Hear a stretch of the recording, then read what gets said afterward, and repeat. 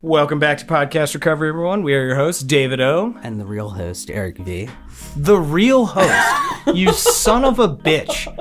I'm the one on camera, not you. You're the silent fucking partner. You'll never be on camera, you fucking Wizard of Oz. That's the whole behind point. The curtain, Maybe, motherfucker. what if I did this? Jesus. Wait, David, how would you feel if there was a camera view like this of me, where I'm like I'm Wilson. Like Mr. Wilson from Home Improvement? Yeah, where I'm just like this. I would prefer like the witness protection like from like 60 Minutes where you're just shadowed from behind. Or the Gangland and you're just a type, silhouette. hello, I'm just trying. Yeah, and you're through like a voice modulator. That would be way better. Anyway, we're here with our special guest, good friend, Miranda. How are you doing today?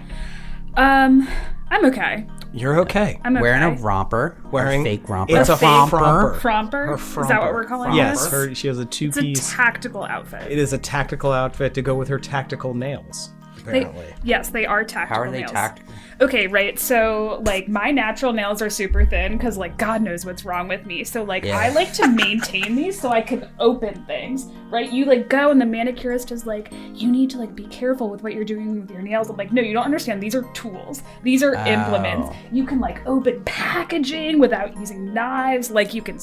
What happens when they break?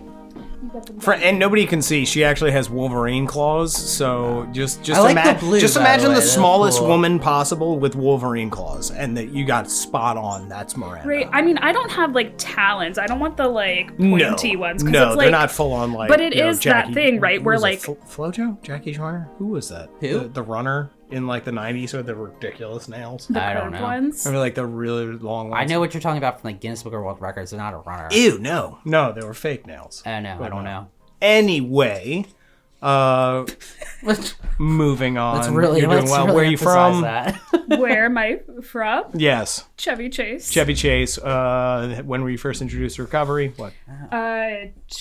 You call me a rich kid? She's from Chevy Chase? What the fuck, dude? Oh, she puts you to shame. She's way better Does than she you, dude. put me to shame? Yes. Have she you went met to my grandparents? She went to fucking Harvard. Yeah, she No, we puts you to talked shame. about the Harvard stuff, but Yes, yeah. I was born rich and am poor. I dropped out of Harvard and I'm doing nothing born with my rich. life. Sorry, right? I don't even have inherited wealth. Are you poor by choice or by circumstance? I'm Both. champagne taste on a beer budget. I don't know.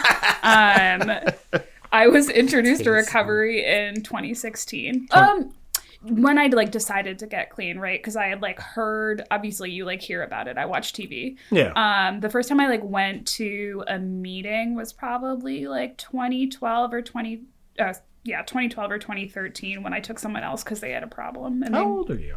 Me, I'm 34. Okay. You're our age. Okay. Yeah. Yeah. I'm the old one. You are. Fucker. Not much. I'm 36. I'm about to be 37. I'm 36. God, you're basically dead. I know, right? And I'm a father. Fuck my life. Jesus I'm Christ. 36 too, man. And how much That's clean old. time do you have? I have 8 years. You have 8 years. Fantastic. And today's episode is a topic episode where we are going to be talking about the varying natures of mental health and mental recovery and mental disorders and where we're all at and what sort of isms we got. I have lots of isms. We have a variety of isms in here. We got a good spectrum going here. Well, I like want a bingo card. Ooh. Right? Oh. Yeah. Yeah. David definitely has a splash of the tism for sure.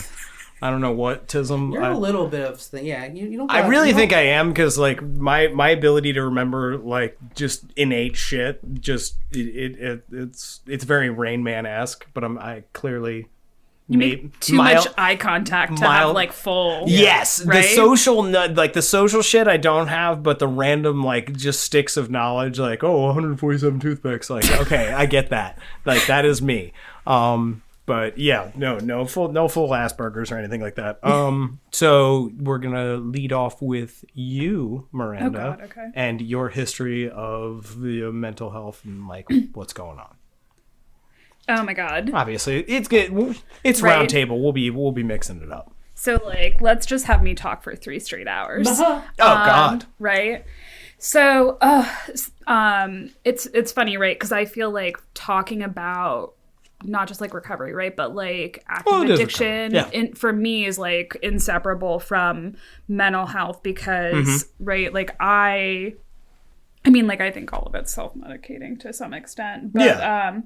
right, I spent from, like, age 19 to now in, like, various forms of, like, mental health treatment, like, intensive treatment, right? Every time, like, so I dropped out of college 3 Did you recognize times. before 19 that your brain didn't work right? So, right, like, I had... Because I did. Oh, I mean, for sure. I didn't talk about it, I guess. No. But, like, I'm like, it's good, like a capital HSP, highly sensitive person where, like, there's something fucking wrong with my nervous system where, like, my emotions are, like, physically painful. Like, so, right, when I was, like, 3 years old, if I got a piece of birthday cake and it fell down on its side while I was eating it, I would start crying. Wow. Right? So, like... That's extreme. Yeah, there was a lot. Everything made me cry. Oh, you're like David. I cry constantly. David cried at the last episode internally. I almost legit cried. Like when she used the words brutal rape, it hurt. She my used soul. that word? Yes, she said brutal rape, and it was like I just totally blocked it out. I was somewhere else during that. Oh, my bad. I mean, I heard about all the abuse and stuff, but I missed those specific words. As David, do you see him looking at me? Like, I looked into the intently? camera and then looked at you, just Yeah. because I'm like looking at my audience. Like, this is what the fuck I deal with. Yeah. I mean, I was looking at, I was busy recording, Yeah. Okay. So 19. Right. Oh, 3. Yeah, right. The whole time. So, I mean, I was always like super anxious with social anxiety and like body image issues. Ooh.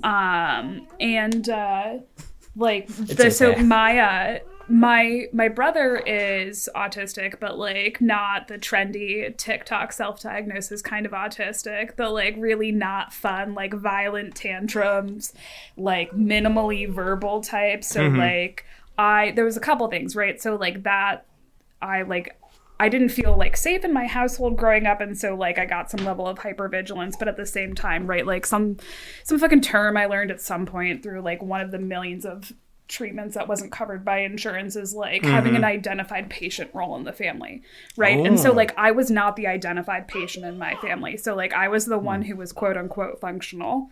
Okay. So like I had just had older brother, young brother? older, year and a half. Okay.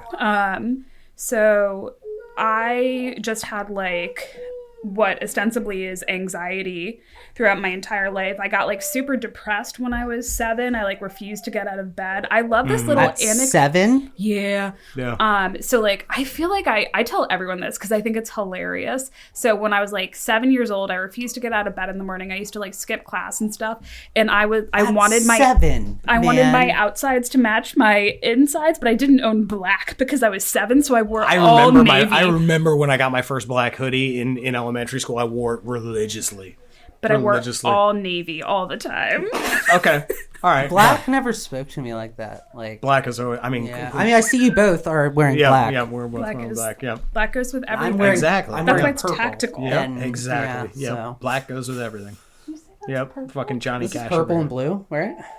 I'm bad with hues. You Are you know guys that. kidding? How dare Purple you and trigger blue. my Purple color and blue. blindness, you bastard. This is that's purple. It's green. And that's whoa.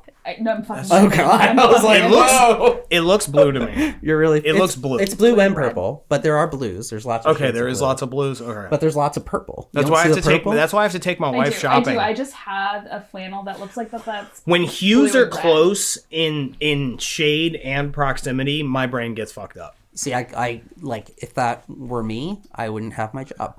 So that would be a problem. I probably shouldn't, but you know. Shouldn't have his job? Probably not. no, fuck no. Fuck no, I shouldn't have his job. I am a piece of shit.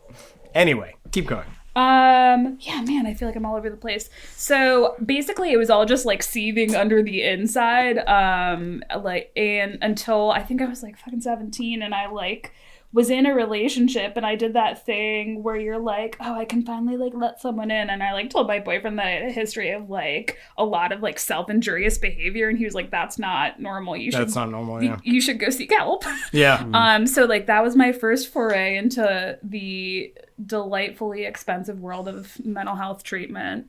Did that create like a distrust in opening up to people? No, not at all. No. Okay. No. Because if I had opened up to somebody like that and they kind of were like, because that's not the response you really wanted. It's weird. You don't right? have the shame though. It sounds like you're kind of like me, where you're just gonna spout. You're like, yeah, I'm a heroin addict. What? You didn't shoot up? Why not? Yeah. Why not? Are you okay?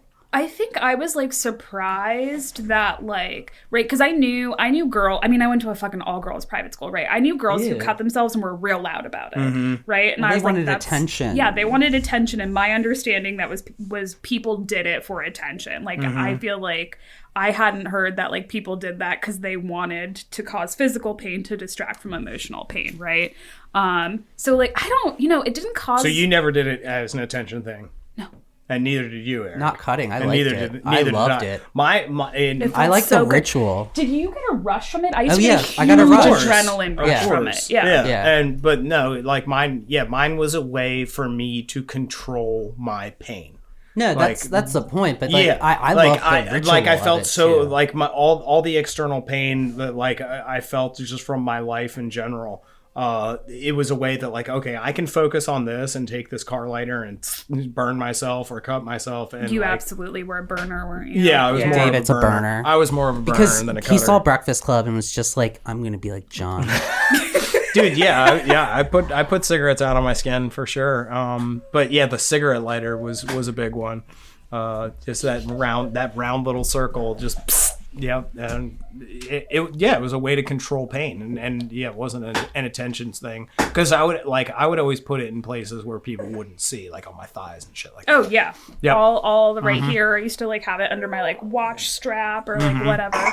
So like, I mean, it was the control thing, but I think for me it was weird. Like a lot of times I would feel upset about something, but I didn't know how to. Right when I was younger, because like. The way that like my emotions manifested before I had words to describe them was like very different, right? So I would like feel some strong type of way, and when I first started doing it, and I would want to get it out, and I didn't know how to get it out, and so I like wouldn't be able to start crying until I did that. It was like it was like a fucking like literally releasing. Yeah, I wouldn't cry. Like that would like. I did it to start crying. Sometimes, but like it progressed into like I just wanted to hurt myself to like control the pain, because like that feeling of like overwhelming like acute despair, I guess, is just so like amorphous and all consuming that like it helps to fucking focus it on an activity. Exactly. Yeah. You had a focal pain instead of like, why do like this life is consuming me. Yeah, for sure. So like all that was going on, right? So I was he was like, oh, you should talk to someone, and I don't know, really, it wasn't like, oh, I don't want to open up to people. More so it was like, oh, someone is validating my pain, right? Because I think what I would tell myself was that like I was just being dramatic. Right. Okay. I told myself I was doing it for attention, even though I wouldn't tell anyone. I was hiding it. Right. And so like I remember telling my mom that I wanted to see a psychiatrist, and she was like, "Why?" And I don't remember what I said, but And so like the first time I like went into that was I was 18. It was the summer before I went away to school. And then I went, then I like went to college and had my first like nervous breakdown while I was there or whatever. And it was the first time I dropped out of college.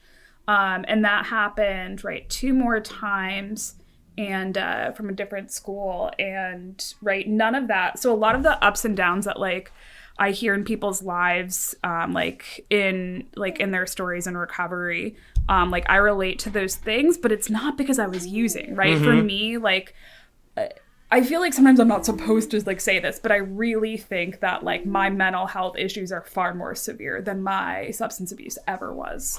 Preach. Right? It's not even comparable. And it's like, and so like so I went through, I've done like psych wards, IOPs. I did wilderness therapy for 3 months. You do not scream wilderness therapy at all. I loved it. Really? I sent myself. Wow. So what happened, right, is I when I couldn't get out of bed for 2 weeks, and my psychiatrist and my mom were like colluding behind my back. I didn't feel targeted. I was like, yes, please rescue me. They're like, we don't know what to do with you. We're going to dump you in the psych ward, take you off all your meds, put you on all new meds. I fucking love the psych ward. I had no responsibilities. I played Scrabble all day. This one girl was so good at Scrabble. She played it with her parents every day, and she was like super chill, super calm, and then talked about how she had like elaborate plans to kill herself as soon as she got out. And I was like, live your life, man. Yeah. Don't take it. Right? But so I was in there, and they were like, okay, well, you need to like we think you need like a higher level of treatment, not than the psych ward, but like they were like, okay, you're gonna go to wilderness therapy, and I was like, that sounds super tight, but give me a month. I'm gonna drive across the country to Coachella, do a ton of drugs, and then I'll go. Which is exactly what I did. It's very apropos because Coachella just happened or is happening or whatever. Yeah, it did.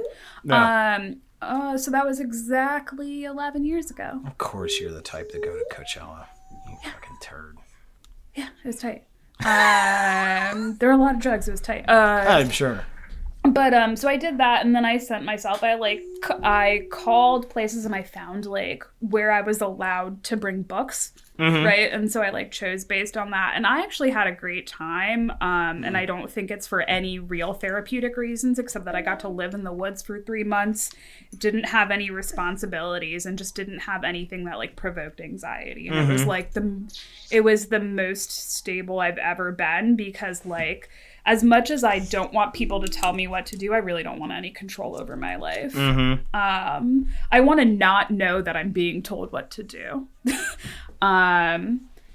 So I did that. I did a transitional living program for 12 months out in Colorado. I came back. I've done CBT, DBT, ACT. DMT. I've never LSD. done DMT. I did DMT. How do you feel? What is your opinion of psychedelics with mental health? I think that it makes perfect sense. Like, if I could, right? I brought this up to my psychiatrist like a month ago. I'm like personally like super interested in psilocybin treatment for depression. The ability, right, to the creation of like novel synapses is like wild to me, right? If there is a situation where I can do one treatment every 6 months for a couple of years instead of taking medication every day for the rest of my life, like that sounds wild. I mean, it makes perfect sense. I mean, or even just a constant microdose, something. Oh yeah, there's the microdosing too. I think that's fascinating. It makes perfect sense. Because it's creating new like connections in your brain, and like it's expanding. Like, So crazy enough, do you know we're more closely related to mushrooms than mushrooms or humans are to plants? Yes. I like mushrooms. Which you is used crazy. to hate mushrooms, but I love mushrooms. Like I started I do not eat them recreationally. Well, I didn't mean like he doesn't eat them at all. No, like, I don't eat them at all. Like but David saw my breakfast I eat every day, which is like hummus bagel with raw mushrooms on it. And he was like disgusted. I just started taking functional mushroom blend recently. And that's, I feel better. And that's what I'm getting. And that's what I'm getting around to. Yeah, my like everyday dose like got held up in the mail, and so I had to like reorder it. So I'm waiting on my. Did you buy the one I sent you, the high health one? No, but I want to try. I don't want mud water or shit. I don't want to drink it. Well, my cousin be like, you have to drink, you have to taste it. And I'm just like, no, I don't want to taste it, dude. Well, the everyday dose, it's a mushroom coffee, so it's mushrooms also with coffee. So I want to try that, but then I want to see where that goes. And then I'm down for the supplements because I've watched a lot of shit. Yeah. Anyway, back to you. Tangent on mushrooms, everybody. Look into them. Yeah, they're cool. Super fascinating. Never did DMT. So, right, I've like tried lots of different like levels of treatment, different like types of therapeutic modalities. Right now I'm doing IFS, which is internal family systems. It's basically like, hey. What were all those? Are those acronyms? Yeah, so CBT is cognitive behavioral therapy. And so, like, I guess I feel like a good kind of explanation of that is honestly like, right, 12-step programs are basically CBT with a God flavor, right?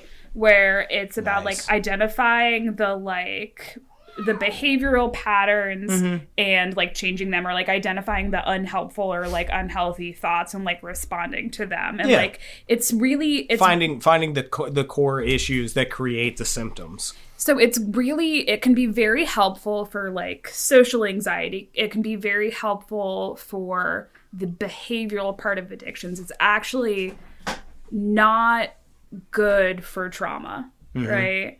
Yeah. And so like I'm kind of at the point where I'm trying to find stuff that's better for that, because my experience through a lot of mental health treatment is that like my brain has taken that information and weaponized it against myself, right? To further pathologize everything, like convince me that I'm sick, and then like judge myself and shit on myself for like all of the things that I feel like I can't fix. And that actually brings me to like one of the topics, like because one of the big things in any sort of therapy, well, not in any sort of therapy, but just like mental health in general, is like some sort of identification of triggers.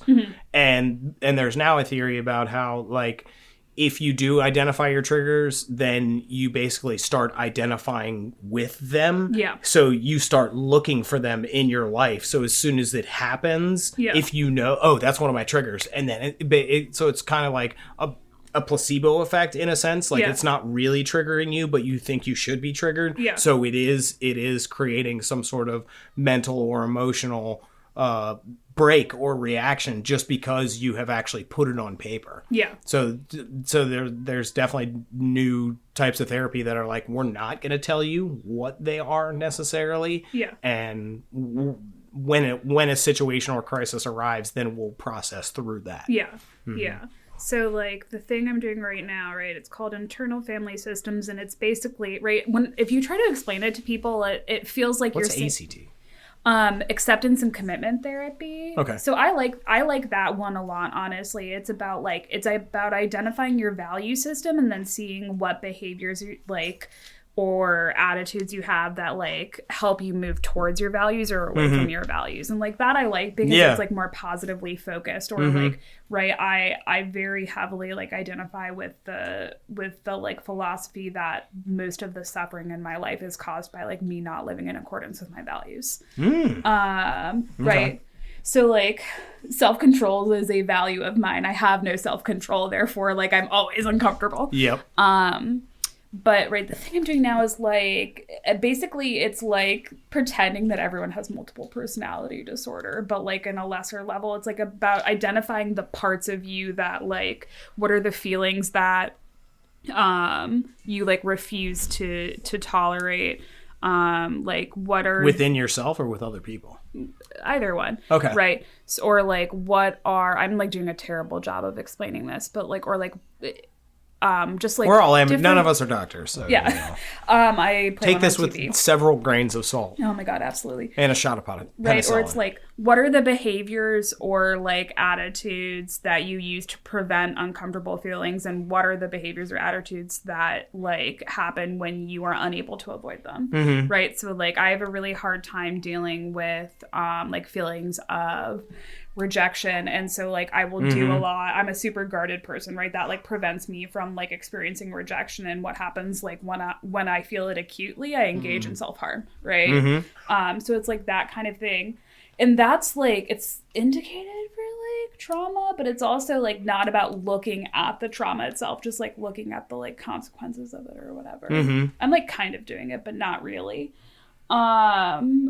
So, like, I don't know, right? I feel like a lot of times talking about mental health, like, in the context of recovery, you're supposed to be like, I was sick and now I'm not and everything's great. And, like, here is all of the wisdom that I have and why I'm okay. And, like, you know, that's just not fucking what it is. No. Like... It might be for some people, but it's certainly not, I don't think, for anybody in this fucking room. Right?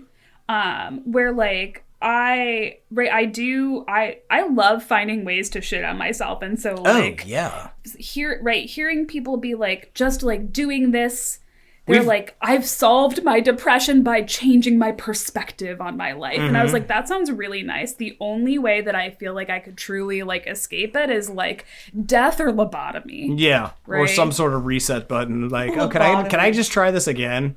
Right. Yeah, and you and I have talked numerous times about how self-deprecation is one of our favorite, and Eric as well. Like self-deprecation is a favorite pastime of mine. Oh well, it's a defense mechanism, right? Absolutely, absolutely. Like And I'm gonna hurt myself, so when you hurt me, it's gonna hurt a lot less. No one's as mean to me. Absolutely, yeah. The shit fear. The shit I say in my brain is way worse than anything that anybody else has ever said to me. And then what people say is just ammo to like make myself feel worse. Mm-hmm. I do feel like, at least for me a little bit, the like self-deprecation, not just that, but also like I can be so morbidly serious that like part of it really is positive for me, where it's like being able to like find humor in certain situations makes them feel a lot more survivable rather than like spiraling out into like just spiraling into the void, feelings of like hopelessness and just like complete powerlessness. And it's just, like, that's where like my mental health sort of comes in. But I want to divert to Eric. Yeah. What about you? Where your mental health journey and beginnings and middles and ends? What? That's a large question, isn't it? Yeah. Well, we're talking. Why don't we start a little smaller than that? Tell me what you think. Tell me what you feel. Nothing. Yeah, I don't feel. No, you don't feel. You don't feel. No. So when did you first recognize your mental health and what's your journey? Probably the first time. I think my mental health was a little bit manufactured. Okay. I think I'm manufactured a little bit from my surgeries. And all the drugs I've been fed. Are you bionic? Yes. I was. I guess they're out now, but I was bionic for a moment. Yo, do you not know his story? I do not. No, I don't. So I don't share it very often. He had his legs broken medically. Yeah, and to extent to be taller. Yeah, when I was 15. I thought about doing that. Yeah. Don't do that. Well, no, now I'm old. Now that you're old, you're fine. Yeah, you're basically. But you thought about it. You're a when you were spinster a kid, at this right? point. Yeah, I thought about it, and then human growth hormones. Yeah, we thought about those too, but yeah. It would have given me a half an inch. I've seen people though get like 6 inches from like growth hormones, but that was after my age. Like it was like the kids were a little younger. Yeah. And I was like, fuckers. Yeah. You fuckers. When like, I was a kid, you could only do it if you had like a disorder. Yeah. Like that. No, yeah, me too. You couldn't like recreationally grow taller. No, I did. And it was your femurs. Both my femurs. Yeah. And it went as wrong as it possibly could. So I think that affected me a lot because I don't think I was like, I don't know, before that, I wasn't you, I guess, right? Thank you. I know. No, I don't mean that. I wasn't. No, like you just mean like the circumstances of our lives could not have been more different. The circumstances of like people who choose to use, I didn't choose to use. I used because I had to use because the doctor was prescribing me drugs, and I think that fucked with my brain a lot. And I think that's when I first started because I was on like 15 to 20 meds a day. And I did give me benzos for a little while there with the opiates because I was like having panic attacks. So that was when I figured it out. I was like 15. Yeah. And then, it's been a long road since. Because you've done EMDR. I've done EMDR. I've done all the acronyms which stands for talked about. EMDR is eye rapid movement, whatever. It's rapid eye movement therapy. I've done that. Yeah, it can get intense. My wife has done it too. Yeah, eye movement, desensitization, and reprocessing. It's essentially reliving moments. So like reliving my surgery and my like physical therapy. I should probably do that stuff. Like your jail Have experience. Never done. You should do that. Your jail experience would be what you would need to do. Yeah, probably. Well, yeah, and my experience with my dad and all that. Yes, with your dad, like childhood stuff. Yeah, I've been able to like look past a lot of my childhood stuff. I did an EMDR session with my therapist a few months ago about that. Like, my grandfather beat the shit out of my sister one time when, hitting is normal. Like, hitting's normal. Like when I was a kid, like that was like a normal thing. Like I would never hit my daughter, but like I got hit, and like I got really, and that's like no, me too. I like like when me and my dad like we got older, like it was fighting. It wasn't, you know, it was like, I'm not going to get hit by you, dude. I'm going to fucking fight back. Like, but the last time we had a fight was probably like when I was like in my mid-20s. Like, wow. Yeah, we went for a while. Nice. And like by that point, I'm like, you're not just gonna hold me. I'm gonna fight you, you fucker. See, I scared the shit out of my dad when I was like 15 or 16 because like he'd you know punch me around and slam me up against walls and just been a piece of shit. The slamming against the wall is always annoying. Yeah, and I mean, because you, as a little kid, you're small, you're fucking dude, and they just throw you. And it's just funny. You said annoying. It is annoying. It is you can't annoying. do anything about it. Yeah, when you're 9 years old and you're getting slammed up against a wall by a 6'1", 40-something fucking on a power trip, there's nothing you can fucking do. And but no, when I was 15, he came at me in the fucking kitchen, and I grabbed the knife. Fuck yeah, I grabbed the biggest knife. I was like, "You fucking touch me again, I know where you sleep, and I'll fucking kill you." And he was like, "What?" I was like, "You fucking heard me." I was like, "I will kill you." I called the cops on my dad one time. I never did that. I did. He like I was like 16. I still had like I couldn't walk really. So I had my you had your Forrest Gump legs. I had my crutches. And like I remember my sister did ask. She did slap my mom across the face. Wow. So she was asking for it. But she's 15, so my dad just started wailing on her. And then like I was like, stop, and then he like just kicked my crutches out, which is kind of my god. Move. I just fell. Then I called the cops, and the cop was just like, I remember he came over. He's like, "What are you complaining about, dude?" Yeah. And I was just like, "Oh man." He's like, "Yeah, you want me to take you from here?" Yeah. Are you sure? Mm-hmm. And I was like, he was like, "You want to change your story?" And I was like, "Fine." I was like, "You can go." Okay. Fucking wow. You know. So it's like nothing's gonna change. So yours was sort of a manufactured mental health that. I don't know how did it like progress from that? I guess also like my parents weren't like probably a lot for my parents too because they weren't very supportive parents, right? From like they supported me with money, I guess, but like not like supportive in like a loving way. So there's lots, but like I started doing therapy when I was 16, and I took like a 10-year break, and then I've been back at therapy for like a year. Nice. Yeah. Nice. I get dark. Yeah, and like I get real dark. So yeah, like my mental health started at a young age because I was dealing with a lot of family trauma, like a lot of physical abuse, a lot of mental, it's also like, mental abuse. It's not just the physical; it's the emotional of like being like you're not good enough. You're never going to be good enough. Yes. You're not. Yeah. You're not smart enough to do that. Yeah. You're not good enough. You're not going to make that team. Why are you trying out for that team? You're wasting my time. My favorite moniker from my dad, he would call me a worthless little monster, and like that was just something I was raised with. But they like the thing that fucked me up really bad was because they did sort of like a pseudo level of emotional attachment, which like fucked with me in my head, because they'd be like, "Oh yeah," like my dad would say like, "Oh, I love you," and then he would beat the crap out of me. So I had like this really fucked up inconsistency and changing is like so destabilizing for a kid. Exactly. Weird. Your parents said they loved you. Yeah. God. We don't use that word. No, I know you don't. You don't use it. No, you're the family. It took a long time for me to say it to like other people, if you remember. Like it has taken a long time. My parents don't. We don't say it. We still don't say it. That's very weird. Did your parents say they loved you? Yes, but I don't say it back. I still can't. Oh wow. Yeah, I can't say it. I have to my no parents. reason to be as like unstable as I am. Well, just to make you uncomfortable, I love you, Miranda. My parents don't say it, and I don't say it to them. It'd be weird. No, it would just I be was weird, not right? expecting Would you it to be say weird? It feels like, I mean, I know it's not a lie, but it feels like a lie. Yeah. Right? Like, I don't know how to explain that. Like, I know, I get it. I love my parents, but to say But not really like love, like I love you because I have to, kind of. Or do you love them because you love them? I think I have a different relationship with my parents. You have a good relationship? I was never slammed into walls. Why? What? Yeah, right? She's teeny. She's like 4'11", dude. I'm teeny too. I'm 4'11 3/4, and you will give me a 1/4 inch. That's about all you get from me. I know. I said it. I looked at you. And so you're under 5 feet, though. I am.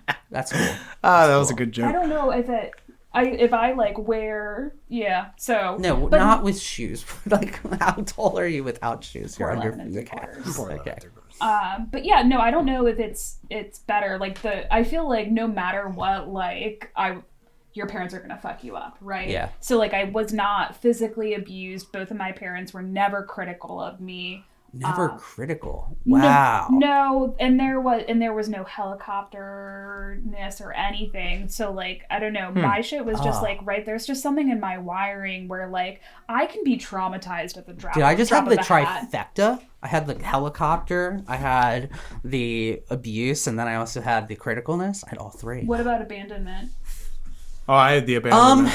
I guess I did. My dad left. Because I remember multiple times where like I would need something when I like. My dad was a very good caregiver during my surgery, but he had to go back to work after 6 months, and then I was left to my mom, and like my mom would be like, "I'm on a conference call, Eric." Shh, shh. And I'm like, I can't walk. I'm hungry. I need to use the bathroom. Like, yeah. You know, so a little bit there. Yeah, probably. So like my brother was diagnosed with autism like right when I was born, and it was this thing where like he was developing like at all the normal stages. He was talking, he was making eye contact, and he regressed, right? And so my mom's going crazy. He regressed. He did. He lost his language. He stopped making eye contact. He just like completely how did that happen?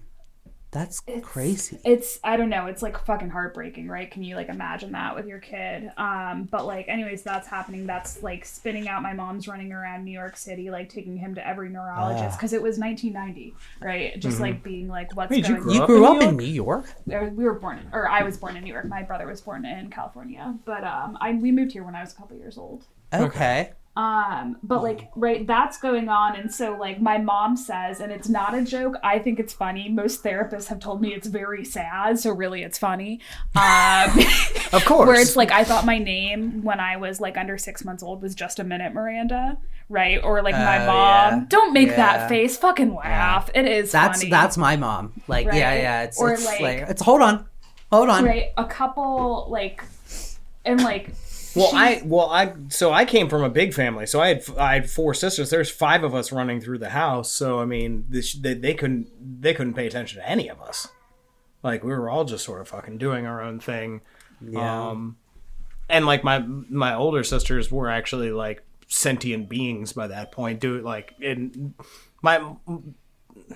don't know. It's weird. I feel like as the children went down the line, the amount of attention paid to them just decreased. Yeah. Like my parents were just like, I'm fucking done with this. What like about I've your been little done sister? with this. I thought your little sister was a boost though, right? Well, so she's the baby, so she could never do any wrong, but also they didn't really do shit for her. Mm-hmm. Yeah. Like, and they didn't seriously, like it like for my oldest sister, like she was pushed to do all these things, and which she was good at, and like so she was a dancer, and she went to college, got a degree, did all that. And then my next sister like wasn't quite as good, so, and she kind of had like her addiction issues and shit in high school. And then my middle sister is a complete piece of shit, just the worst human being I've ever met. That one. And so like I think that broke them. And then by me, I was the only boy, and they were just like, he'll fend for himself, which pretty much I did. And then my little sister, like, they didn't really do, like, they just, they put a roof over her head and fed her. And then they were like, okay, that's pretty much it. And like, they didn't push her or guide her to like really do anything great. So like, yeah, like my mental health, it really came from like, trauma, abuse, abandonment issues, neglect, and just a constant reinforcement of just never being good enough. And like it just really sunk in to the point where like I just continually would do detrimental things to myself because I didn't think I was worth anything better than that. Yeah. And like it's continued even in recovery. Like I still struggle. Like I have 11 years clean, and I still don't think I'm fucking good enough, and I'm not doing enough, and nothing I do will ever be enough. And it takes me to some really dark places, because also like I'm a moderately socially conscious person, and I just see how fucked up and shitty this world is, and it's so hard like to find the motivation to be a good person sometimes in this world for me. And it can take me to some really like dark fucking places where I'm just like, I no longer have like any sort of like plan. This is how I'm going to do it. But I'm just like, I don't want to fucking be here. Like, I don't feel like I belong here. It's always a fun conversation with a therapist where they're like, right, where it's like, let me give you 50 sentences of disclaimer. And I'm like, I have no plan. The first thing I always say is, I have no plan, right? And then I'm like, it's not that I want to die. Well, okay, I'm talking to a mandated reporter, right? And so it's like, I don't want to die, but I want to not exist, right? The absence of existence. I don't know. I've told my therapist, like, I'm like, if I don't think about killing myself every day, then I'm not looking at all my options. So it's really right. There's a philosopher. Seriously, though. No, there's like some philosopher from the 20th century. I think it's Emile Chiron, but I don't remember, who like talks about how freeing it is to know that suicide's always an option. It's always an option. Yeah. I can always be like, you know what? Fuck this. And I even said, we were talking about yesterday, like someone I used to work with, my mom came over and she was telling me about him, and like he has front lobe dementia, and they just found it out, and like they can't take the pill, so it's just like, yeah, suicide sounds like a good option. And he probably is past that. He's probably at the point where he's like losing his mind, but like, I don't know. Oregon has a point. Oh yeah. You know? Yeah, I get that. Yeah. 100%. There's actually a documentary about it. You should be able to check out if you want. This has gotten dark. This has gotten really dark. You should. Why not? It's your life. It's your choice. I get it, but I mean... Who are you to say that they can't do it? I don't even know what I'm trying to say. It's Switzerland very hard has it. Sweden has it. Because... I think like one of the biggest proponents in the world of it, like just did it. It depends right? on the state of your mind when you're making that decision. Like if I'm in my darkest, like deepest, darkest spot, where will you ever get out? What if you never get out? What if you're in that deepest, darkest spot for the rest of your life? You could have ended it early and taken the easy way, but instead you're going to deal with all this extra pain. I get it. Like I think it should be an option. You know, just like drugs should be an option. People should have the right to do it. I feel like it is clear cut. Like for me, if you have a terminal illness, right? Yeah, yes, if you have a that's like one thing. That's fine. If we're talking about like if it's like I'm depressed and I'm never gonna get out of this, and you're talking about like terminal depression, one, it just gets like. It feels unethical to talk about a little bit, yes, right? Exactly. But then you have all those people going to like Mount that fucking woods in Mount Miranda, Fiji, right? Slide this way. Yeah. Which way? That way. He's gonna move the mic so it's better. Quarter you out so you can actually look at Eric. Okay, and that pick is you up like a little bit better. You don't want people going to that mountain like those woods in Japan just to die, you know? Like, the suicide forest in Japan. Yeah. That's intense. That's a thing. Yeah. Like I don't know, and like I've had suicide attempts in the past, and that's what led to my institutionalization. What? Yeah. We've never talked about this. We never talked about this? No. Yeah. So you've only said you've been to jail. You've never been to other places. Yeah. In your I've story. been to I went to the psych ward. My oldest sister took me to the psych ward because it was in 2010. End of 2009, 2010, and like I was just a complete degenerate. Just had nothing going on in my life. Just doing copious amounts of drugs, because I didn't know like what else to do. I didn't know how to cope with just how little I felt of myself and my place in this world, and the way I went about it it was very like, so I drank bleach is what the fuck I did. I drank bleach. How much? Enough to make me throw up a shitload of blood. And I did it in her... How old were you? So it was 2010. I was... Jesus, I was... 22. That's old! 22? Yeah. So... You drank bleach? That was your choice? There's so many better ways, man. Jesus Christ. I'm just saying. So what I'm hearing is he thinks you should kill yourself, but do it better. Just do it better. Do it better next time, David. You clearly failed at this, and you weren't thinking straight. No, and I wasn't thinking straight. And I guess it was just like a really extreme form of me causing myself pain, because I knew it wasn't going to like kill me, but it was going to fuck me up enough that it could kill me, I suppose. And yeah, and like I did that in her fucking basement, like with her like 2 daughters like asleep above me, like in the middle of the fucking night. Is this why she was pissed at you? I guess why, right? No, I'm sure she wasn't pissed at me for that reason, but I used her to sleep in her fucking basement to sleep in her home, and like I took advantage of her being my sister and just seeking somebody to, I don't know, harbor me for any amount of time to hopefully have some sort of stability.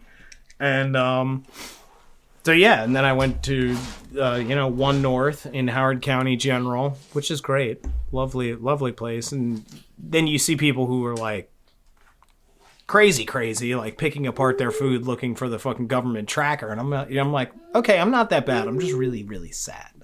Like, I'm really sad, and I have no direction or purpose in my life, and I don't want, like, just like we said, like, I don't want to be here. Like, I'm not going to go jump off the Golden Gate Bridge or whatever. Like, I don't have that level of courage in me. But I'm just like, I don't understand why I'm here and, like, how this is ever going to get better. So, yeah, like, my mental health really comes, like you said, that level of just, like, complete hopelessness. Yeah. And like it really happens a lot. Like it's been like recurring throughout, like in recovery and everything.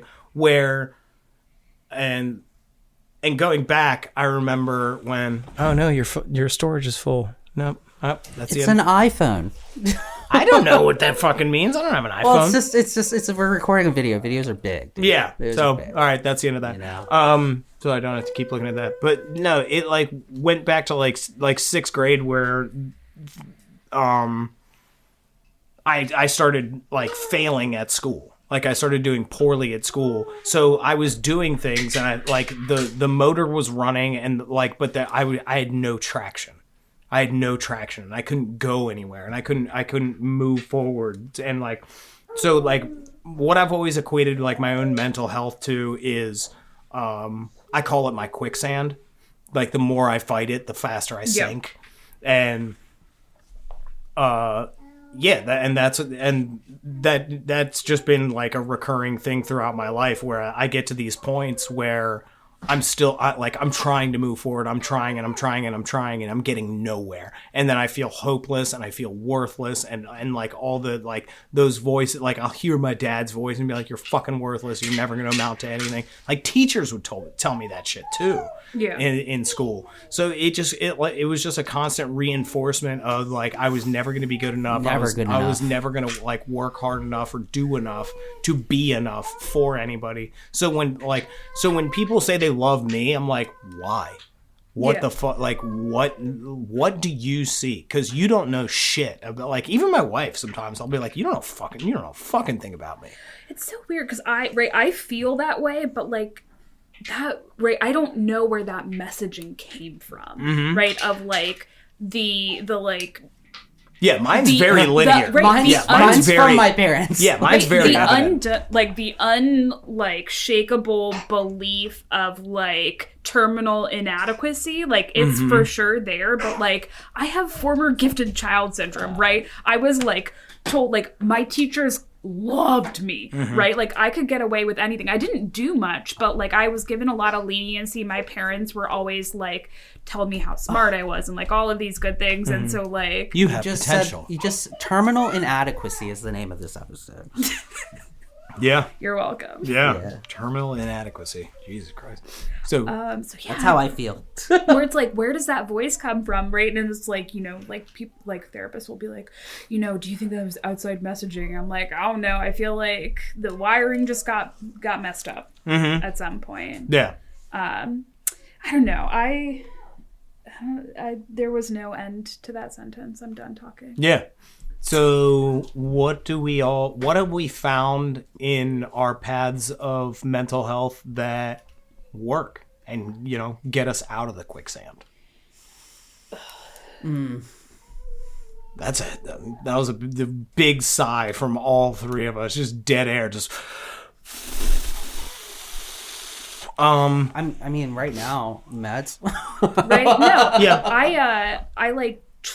I want it. I don't know why, but like a year ago, I was like, you know what? I've been medicated since I was 19, and I don't know. Despite yes, it's always been an issue. I'm like, I've been medicated since I was 19. Since then, I've gotten clean. I've looked at a lot of stuff, like how much. Right, I don't even know how well these meds are working because I've tried over 25 different types of psych meds, right? And so I went off my antidepressants, I went off of Strattera, I went off of other ADD medications, and I was like, I feel pretty much the same. And then it's that thing, right, where I can identify anxiety in the moment, I can identify despair, hopelessness, and sadness in the moment, but the gray apathy stuck nature of a depressive episode, I can never see it until I'm out of it. And so I can see it when I'm deep in it, and then I can I've been depressed for the last month. So I had that for 6 months, and the fucking thing that was I need to do something is I went to a new doctor, regular primary care physician. They have you do the Beck depression inventory and then that anxiety scale, and I got perfect score on both of them, right? And she was like, but you're okay, right? You don't want to die. And I was like, I mean, I don't not want to die. I was like, yeah, this has become my normal, that I have crippling sadness, apathy. I don't remember the last time that I enjoyed anything or whatever. So right, I'm back on meds, and meds aren't they help, some of us right? have to be on meds, man. And it sucks. I was always super pro medication before I got clean, and I think at some point I started worrying that it was a crutch. I was like, people with schizophrenia need it, but do I really, or am I just being self-indulgent in sadness or whatever? And it's that's interesting. Called depression. Yeah, shit. right. Yeah, that's depression. Yeah, self-indulgent sadness. I'm just self-indulgent in my sadness. I'm not depressed. Right. Yeah. That is some childhood messaging for me. But meds helps. I think that despite my best attempts, there's some spark of hope that's just part of human nature that refuses to die in me. That even that's good. It's not oh, life is worth living all the time, but it's that thing of and it's important for me to not look at it too quickly or too much, because I'll put it out, but it's I'm gonna keep trying new things to make it better. And it's it sucks that it is this way, but I need to not look at that too closely, or I will negate it, right? Yeah. Because then you start the spiral of well, it's never really gonna work. Yeah. And so part of my recovery, certainly in the beginning, was spite. Because my older sister at when I went to jail the last time, she told my mom, she was like, fucking leave him in there. Leave him in there. That's where he deserves to be. He's in jail. Leave him there. There is a point though where she was right. She's right. She was there right. Is a 100%. Not even 5% right. No, she was 100% right. It saved your life, actually. It actually did. It 100% saved my life. She was exactly right. David was literally scared straight. Everyone, literally.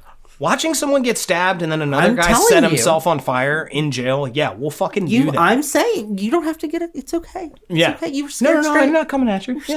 No, we're on the same page. There was an MTV show about it. Yeah, fuck you.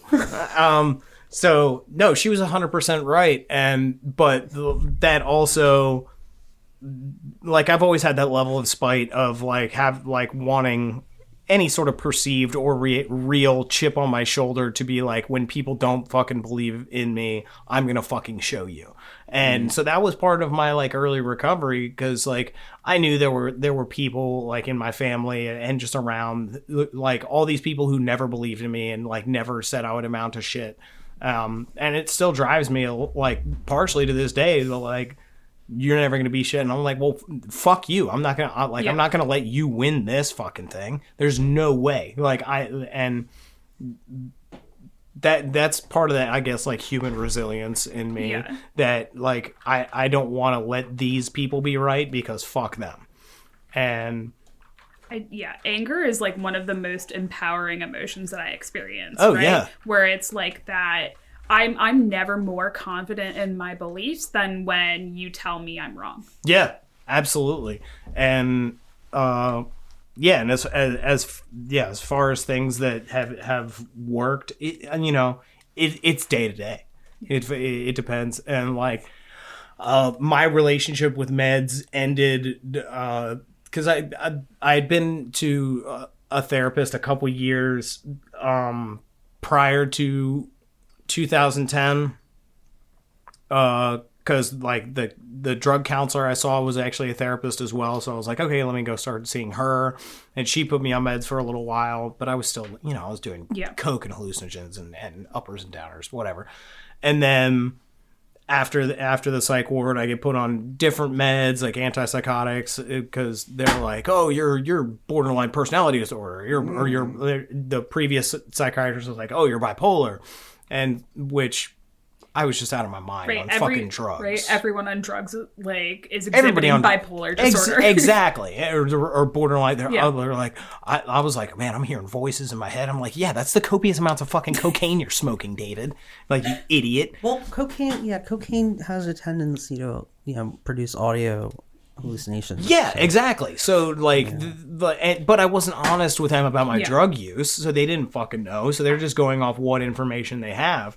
But like, the very last drug I ever fucking took was Lamictal, and it made I love Lamictal. Yeah, it made my dick stop working, and I was like, I'm like, sex is one of the only things that like I can control in a small amount of time that actually makes me happy. So if you're taking this away from me, it's not fucking worth it. I've been on pregabalin and gabapentin for like almost 2 decades, like, so I have no idea how Lamictal doesn't. I guess it would be like that for you. I don't know. Maybe I was on that and 2 more things. No, it's Lyrica is what I'm thinking of. Lamictal. I can't remember what else. Lamictal is lamotrigine. It's a mood stabilizer that was originally in. I was thinking of Lyrical. So I was on Lamictal, and I can't remember the other 2. So I was on 3 drugs after I came out of the psych ward, and I was on that for 16 months, something like that. And yeah, like, I feel like I've been on that with the progression of it just got to the point where my sex drive like was just gone, and it wasn't like you became like Superman. It was just you didn't have a sex drive. Yeah, and I was just like, no, if you're gonna take away something that even makes me happy for fucking whatever amount of time that I can control, then this shit isn't fucking worth it. Can I ask a weird question then? Fuck it. Please. A weird sex male question. Okay. No, I can't answer that. You might be able to, actually. Okay. I mean, I'll try. No, it's more like sex. It's a general sex question of like, when you're on medication or drugs and like you can last longer, or like you can like do different, like you can feel it's never different been a goal things. of mine. Not for girls. Longer. Not for girls. Girls are not last. But it's like you can have sex on coke for hours. You can. But like, did you mind not coming as a guy? Because I don't. No, I don't mind. No. Because I always like the pleasure part of like the other side. Yeah. But did you mind because like there is like I came twice on cocaine and it was amazing. Yeah, it was amazing. But like twice, that's it. Yeah. Wow. That was it. Dude, every other time I was told to stop. Yeah. And I was like, that's probably a good idea. I know. The telling to stop is like, okay, fine. Yeah. It's not happening for me either. Yeah. So I guess this is just an endurance race. I didn't mind it. But I mean, you're in a coke sex rage. So what the fuck do you know? No, I don't. I'm talking about meds too, though. Like meds do that. Like for like, or it makes you not want to have sex. So like, right? I feel like for me, there have been like at least three different like types of like sexual side effects where it's like the desire to do it at all, even like psychologically, and that one fucks me up the most. Because it took that away from me as well. Because like it's one thing if my body isn't working, it's really annoying, but like to not feel that pull for me, and it did, like, and it was doing both to me, and I was like, no, that I hate because like usually for me there's other emotion, it's like emotions that are being dulled, right? I can't experience the positive, like there are no rushes and that, like that sucks. There's the ability not to come, or like I can't feel things, my tactile sensitivity goes away, and like I mean all three of them are annoying, but the one where it's like I don't care if I never have sex again, like that one's just like it's like, because I know that's not me. Like exactly. I'm a mild deviant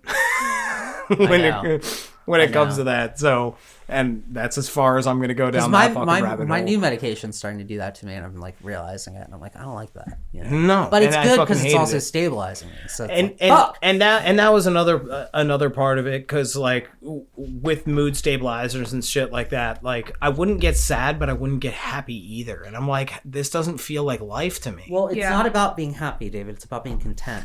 Exactly, and but that's kind of like being like a fucking pod person, and I don't want to.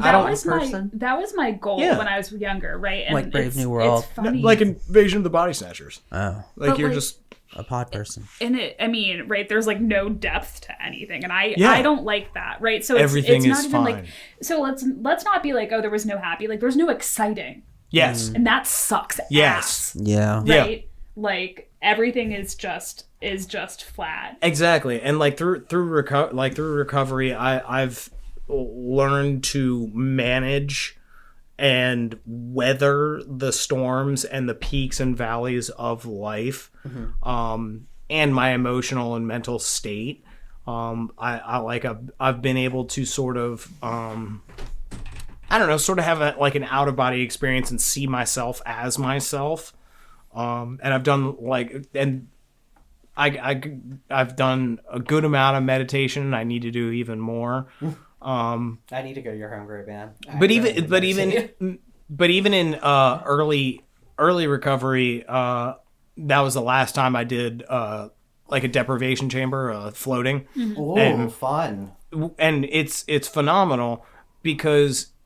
Yeah, like I said, like being just that baseline, like, ooh, I'm beige, like everything is like it. I don't feel like that's life. Like I want to be able to have 2 car cries like I did on my way home from work last week, but I also want to be super excited when my son finds a fucking rock, and I'm like, that's a fucking awesome rock, dude. What's the point? So, exactly. I can do that with Evie, but it's harder for me. Yeah, right. And also like having a child now that takes which is kind of it's been a 2-year process of like suicide is no longer an option. No. Like even with a wife, it's like, she's an adult. A wife is fine. Yeah. Yeah, like it's still tragic, but like it's different. You'll move on. It's different. But like I'm like. She can find a new husband. She can find a new husband. Probably will marry up. Like, who will probably do better next time. But yeah, like to have my son not have a dad, like not an option. Yeah. So I'm like, okay, this is no longer an option. Which is like also like, the crippling fear that comes with a child is something that nobody ever told me about, because. And like that's a new level of fear that my brain will fuck with me, like in my dream. That's also a part of my mental health. I have don't think about it. I try not to even fucking think about it. No, like when Carly's here, like and we talk about it, and I'm just like yes, no, but like, so I don't even know what we're earmuffing. Children cancer, your children dying. Yeah. Oh, yeah. Like my like. Because people are like, oh, you could survive anything in recovery. And I'm like, I don't know. I think that's such bullshit that everything is survivable. Dude, right? Like if things will fracture your fucking psyche. If my wife dies, like it's like this is horrific, but I have a child, I have to keep going. Yeah. There's not a choice. If my son dies, like I've instructed Brad and Donnie, I'm like, you better get me in a van and chain me to a fucking radiator for a while. Yeah. Yeah. Because after that, David might not be long for this world. Yeah. After that. Unless he had another kid. and then that complicate things. But whatever. But like, no, what I was about to say, like my mental health precipitated into my dream world. So like I have really bad night terrors, and they've gotten a lot better throughout recovery. But like every once in a while, I will still wake up fucking screaming, not knowing where I am. Like I've almost fucking like, really? Oh yeah.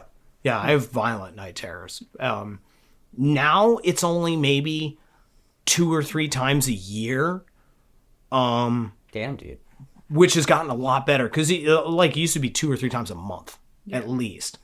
But yeah, and like dealing with that, like just, and it was like, it's just all sorts of horrible shit that just goes on in my head.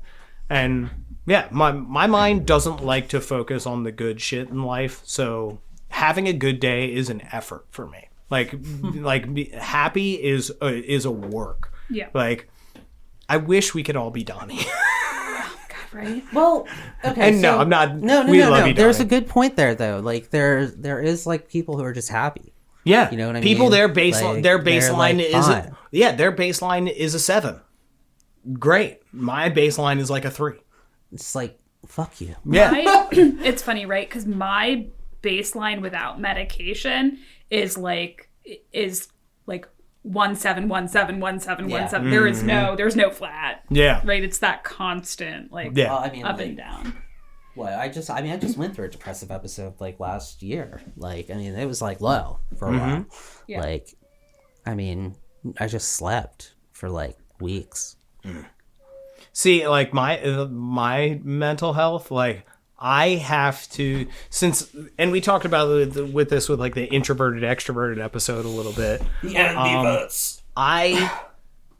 I'm a man of many masks, and I will always, and you said it, you were like, your masks are terrible, David. Like you were very obvious. And I'm like, bad. really? Damn it. Yeah. Like I thought they were so good, but I will put like, I won't spend that much time in bed because I'm going to be like, then people are going to know what's up. Yeah. And then I can't hide. So I try to hide in plain sight. And like, I want to put, so bad at that. I want to, well, yeah, you're terrible. I don't hide in plain sight. You show up and it, like the other Friday, like I could tell you were a little bit off. And I was like, are you okay? You're like, I'm here. And I was like, okay. Yeah. Okay. That's fine. Yeah. Yeah. But I will always choose to put on a mask and then actually show how I'm really feeling.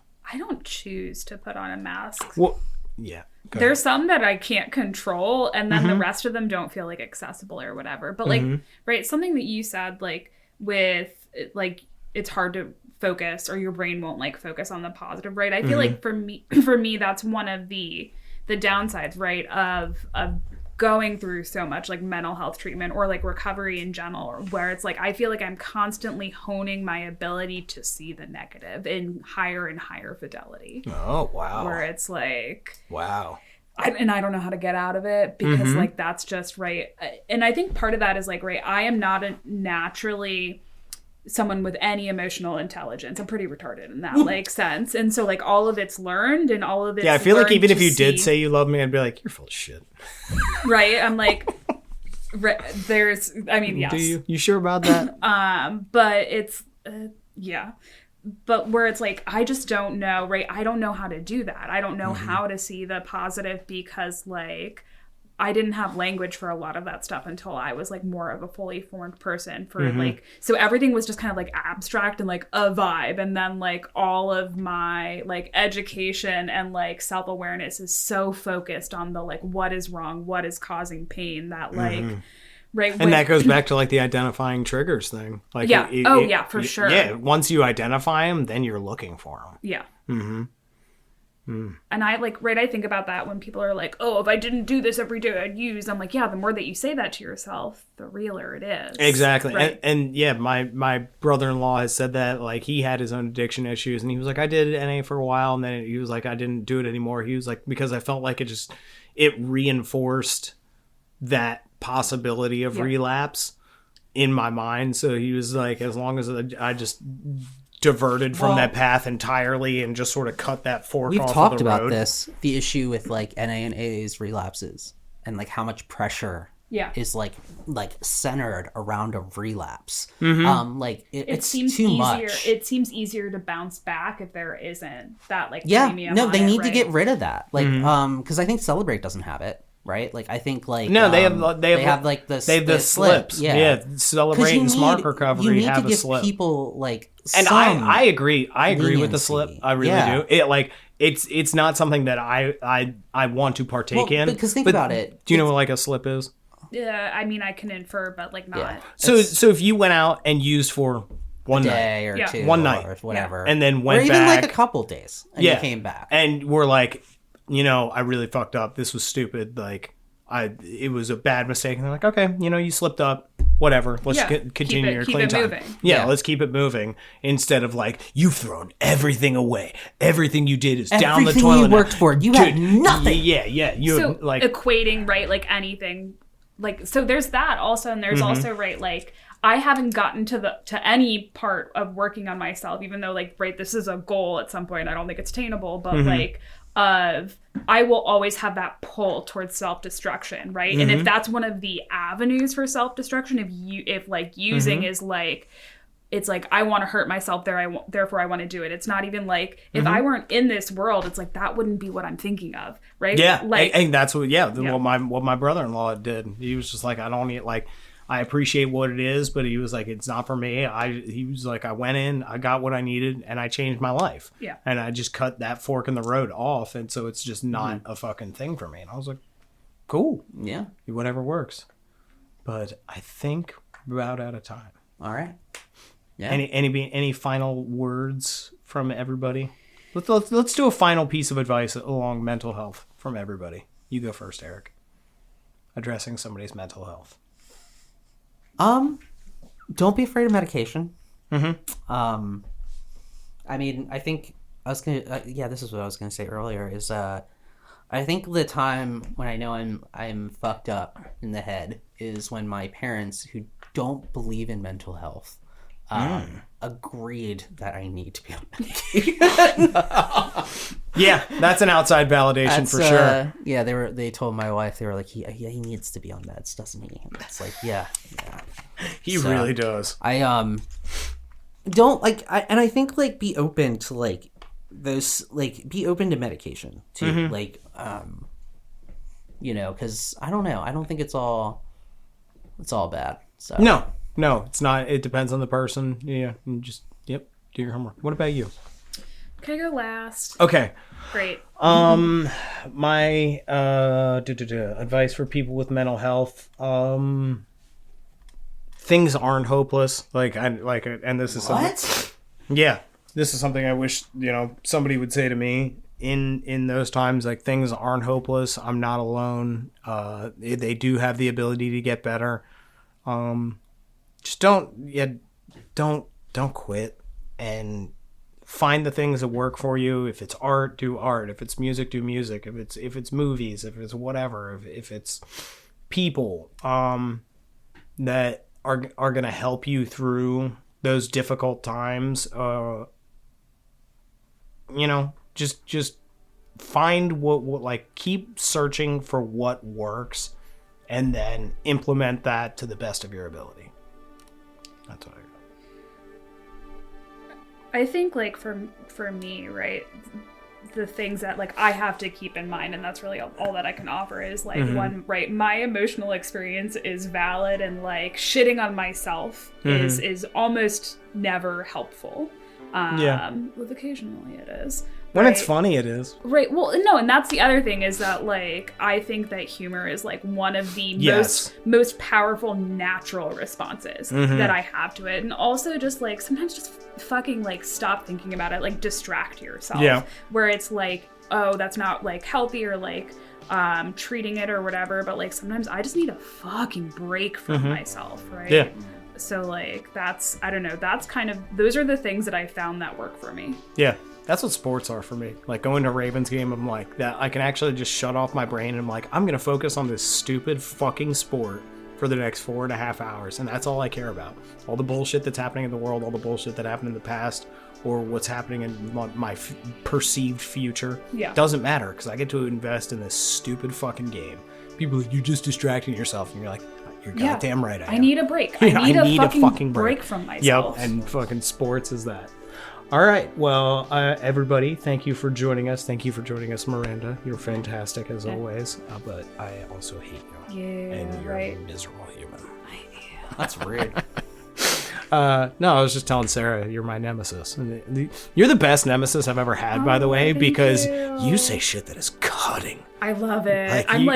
I have no concern. And you know it too. You're like, I can destroy you. I have no concerns about going too deep. Right? You're like, no one could be as mean to me as I am to myself. I'm like, challenge accepted. No, I absolutely love Miranda. She's never going to say it back. That's fine.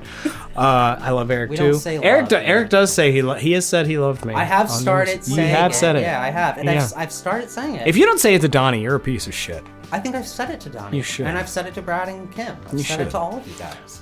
Yeah. So everybody, thank you for joining us. And if you're struggling with mental health, there's the suicide hotline. Dude, Donnie didn't show up last week, eh? Right? So fuck Donnie. We'll get into that. Right? We'll get into that. Yeah, the suicide, mental health, there's lots of avenues. Talk to people, open your mouth, ask for help. That's the most important thing. Let's keep you 6 feet above ground, and not the opposite way around. But thank you for joining us. Go to all our social media outlets, like, share, subscribe. Go to our Patreon. We are self-supporting. Help us keep the mics on. Go to our merch store. Buy some cool shit. Merch. And most importantly, everybody out there, stay safe and stay clean.